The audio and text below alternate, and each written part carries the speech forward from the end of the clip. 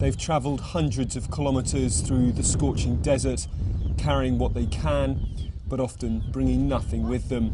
Some, like Mariam Abdullah and her 6 children, travel by car. Others have to walk for days on end to reach the world's biggest refugee camp. The cattle all died and we could not get any food, so we fled. Why would we stay when all the animals have died? Currently, over 1,000 people are arriving every day.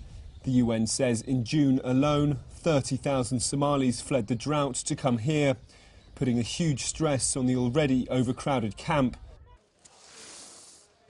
And for many new arrivals, getting here wasn't the end of their troubles.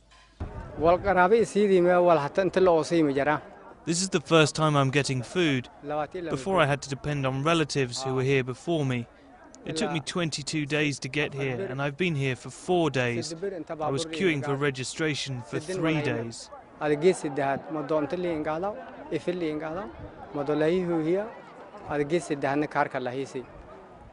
The UN and aid agencies are struggling to cope with the huge influx of people.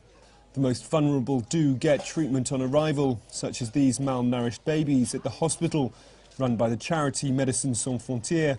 But many children don't make it this far, dying on the journey here.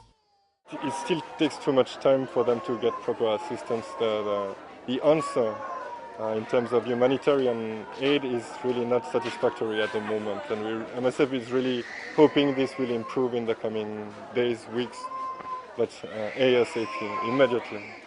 The UN has changed its food distribution programme in recent days to allow new arrivals to get some food and shelter. But many are forced to set up here, outside the camp's boundaries, where the nearest water point is several kilometres away.